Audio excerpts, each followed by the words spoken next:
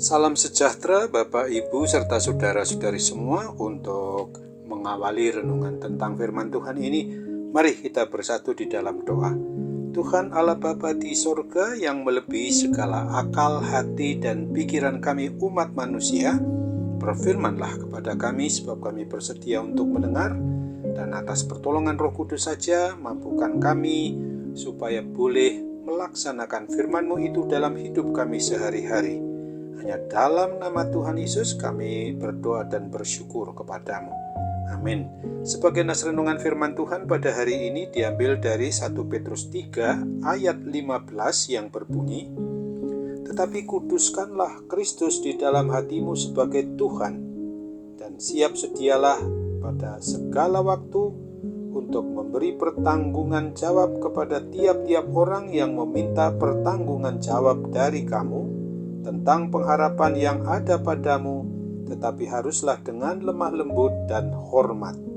Sebagai tema yang diangkat dari nas renungan kita ini adalah firman Tuhan ada bukan hanya ketika dikhotbahkan. Apabila kita akan memasak di dalam rangka untuk menyambut tamu, pastilah kita akan belanja dan masak bahan makanan lebih awal agar masakan bisa dihidangkan dengan nikmat dan tepat waktunya. Jika kita akan memasak makanan untuk diliput dan ditayangkan TV nasional, mungkin saja kita tidak hanya memastikan semua bahan makanannya adalah yang terbaik, tetapi mungkin juga kita akan membeli perkakas masak baru. Tentu saja berbeda apabila kita memasak untuk dikonsumsi keluarga kita sendiri. Apabila ada bahan makanan yang kurang pun, mungkin itu tidak menjadi masalah. Hasilnya tentu saja berbeda. Di mana bila makin disiapkan dengan baik, maka hasil masakan dari suatu makanan itu pasti akan lebih baik juga. Cara memasaknya sama. Tujuannya memasaknya juga sama-sama untuk dimakan, tetapi kita yang akan membedakannya berdasarkan siapa yang akan menikmati masakan suatu makanannya.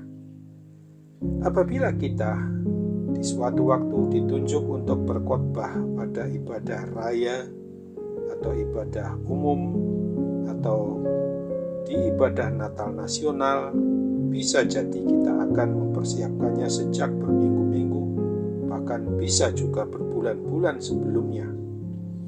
Akan tetapi, apakah persiapan yang sama akan kita lakukan juga jika kita ditunjuk untuk melaksanakan pelayanan firman Tuhan di sekolah minggu? Tahukah kita bahwa kedua hal itu sama? Bahkan bercerita tentang kebaikan Tuhan kepada teman-teman pun tidak ada bedanya dengan berkhotbah.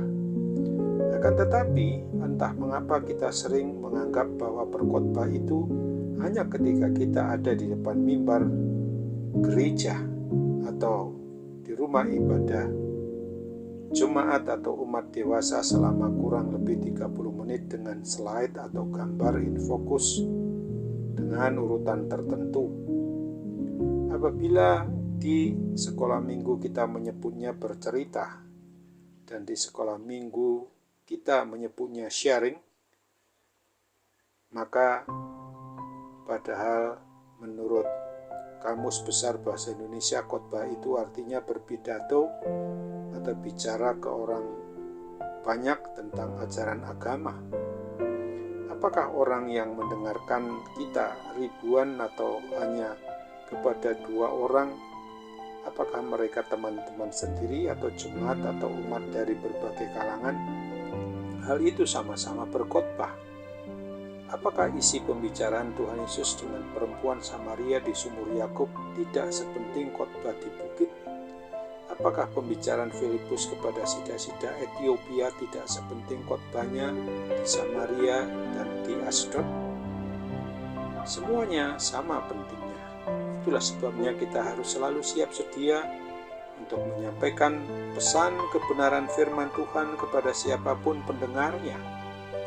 Bisa jadi diskusi ringan kita kepada seseorang bisa lebih mengubah hidup orang itu, lebih dari khotbah yang disampaikan oleh seorang pengkhotbah di depan banyak orang ataupun banyak umat.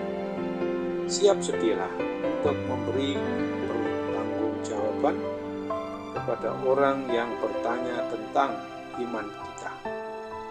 Oleh sebab itu, ingatlah akan firman Tuhan yang ditulis di dalam 2 Timotius 4 ayat 1 dan 2 ini. Di hadapan Allah dan Kristus Yesus yang akan menghakimi orang yang hidup dan yang mati, aku berpesan dengan sungguh-sungguh kepadamu, demi penyataannya dan demi kerajaannya, beritakanlah firman, siap sedialah baik atau tidak baik waktunya. Nyatakanlah apa yang salah, tegurlah dan nasihatilah dengan segala kesabaran dan pengajaran. Amin. Mari kita kembali bersatu di dalam doa. Tuhan Allah Bapa di surga, syukur dan terima kasih kami aturkan kehadirat-Mu, karena firman Tuhan itu ada bukan hanya ketika dikhotbahkan atau disampaikan dengan kata-kata dari seseorang kepada orang yang lain, yang banyak ataupun sedikit, tetapi sesungguhnya firman Tuhan itu harus senantiasa ada ketika kami sebagai umat-Mu tidak berbicara, tetapi dengan sikap tingkah laku dan perbuatan kami, sesungguhnya itulah khotbah yang tidak harus dengan suara, tetapi dengan gerak dan langkah kami ketika kami melakukan aktivitas dan dilihat oleh orang lain, terutama bagi mereka yang belum mengenal Kristus, untuk melihat bahwa sesungguhnya diri kami itu bagaikan surat Kristus yang berjalan kemanapun kami pergi, dapat dilihat, dinikmati, dan dirasakan bagaimana kehadiran wajah Kristus melalui kehidupan orang Kristen, kehidupan umat atau gereja-Mu dalam wujud manusia, yang sesungguhnya itulah yang harus kami sampaikan ketika kami memberitakan firman Allah, firman Tuhan Yesus Kristus kepada semua orang, itu sungguh-sungguh menjadi berkat bagi mereka. Sambut apalah doa kami, sempurnakan dan kabulkan Bapa. Kami bermohon dalam nama Tuhan Yesus, jadilah kehendak-Mu. Amin.